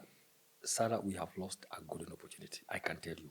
If we stay together and decided to deliver what we had agreed to Kenya's 2022, Kenya will be very far. Very far by 2027. It's unfortunate. The dream has been deferred. It's not lost. It has been deferred because the people who thought about the dream are still here. So let's keep hope. Please don't push us to name anybody as a presidential candidate. That one I want to appeal 10 times. Kenyans, continue doing your analysis over tea, over Uji and all that. But please don't push us to name anybody. We don't want to go that direction. Let people meet, travel, meet each other. We'll make the decision about the presidential candidate towards December of next year. We are going to be announcing that in the first quarter of 2027 because we are not in a hurry. In any case, the one we are going against is known. So you concentrate on that one who is known. Leave us to plan these things. We are going to unveil ours. By the way, we are going to see more of NDCs. We are going to NDC of Wiper next Friday, this Friday rather. Ours we will do next year. We are focused on the by-elections, okay? And I can tell you this. We are going to sweep most of those by-elections. I don't know to say all, but we are prepared. We thank God some candidates, those who cannot stand opposition have been bought and they are going to go. And by the way, many will go.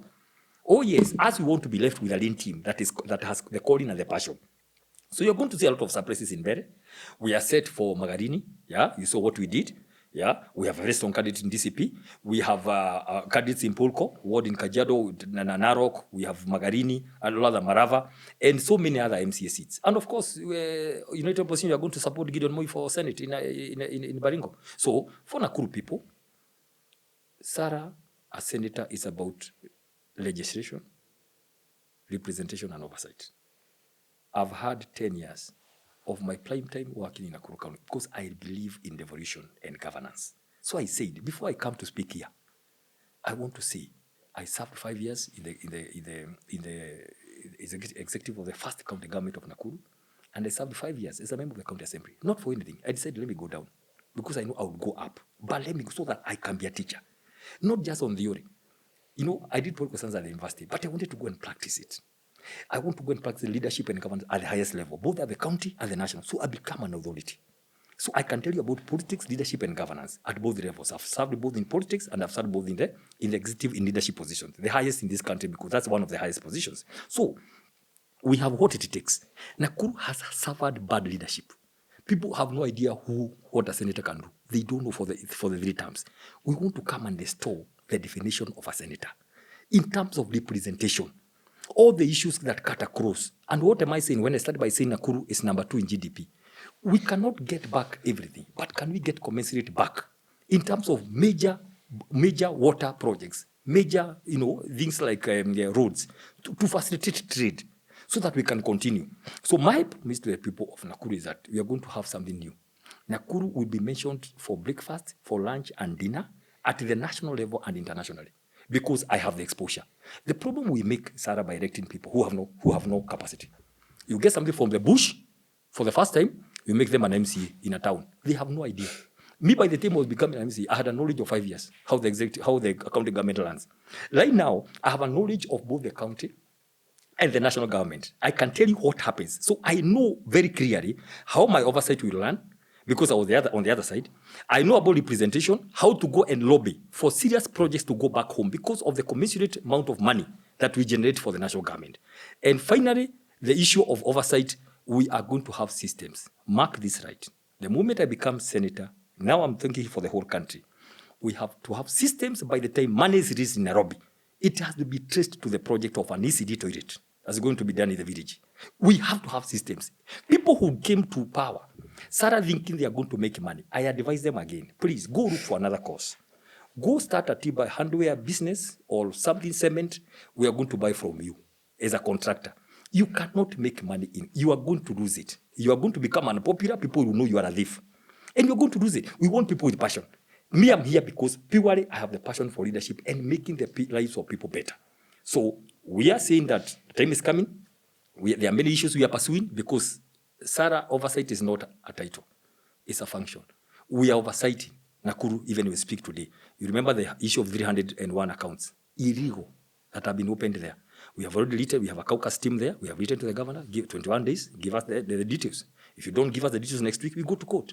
So that we can tell the court, kindly freeze the accounts before we know what they are. So we are doing a lot of oversight. Many issues happening. You know the issue of Lake Nakuru. Yeah, Lake Nakuru is a very interesting case, Barano Diabo. But it's not just Barano Diabo. People have died. Their bodies are there because they go fish at night.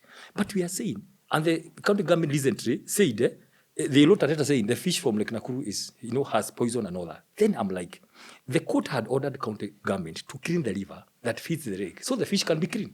So you cannot come and say stop it. Just clean the river. Then we go and open it up.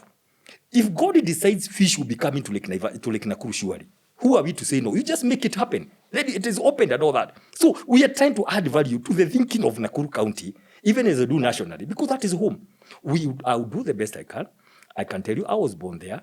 I came to Nairobi through Nakuru. They are the ones who sent me here. And the work of Senate is to go, see what's happening, come to Nairobi, check what can be done, get to people, talk to people, converse with the people, lobby where you can, and put some national conversations to the things which are happening locally. That one we are going to do. And we are going to do it very well, sir. You will do it very well for the people of Nakuru and the country at large. It will be a shining thing. Let me tell you something. People, we have to redefine the role of a senator. Let me tell you, we have to do it right. We have to introduce systems in Senate on procurement, on money collection. This issue of because there are only 4 problems in the counties. One, the issue of procurement, a lot of interference, cartels come, people who are there, they form companies through proxy, they do trade with the county government, right?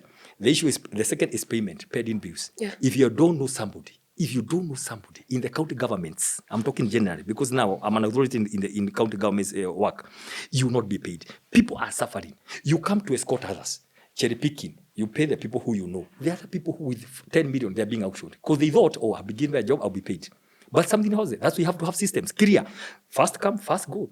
A system says you are done with the work. So the next payment, it is in the system. Yeah. You'll be paid fast. Those are things we want to come and establish because devolution is good. Sarah, however we say it, what we need to do is to strengthen it and make it work. And make sure counties are not consumption centers. They should be production centers. That was the whole idea about industrialization. So they begin competing on which county is attracting more investors. That is what we should drive to.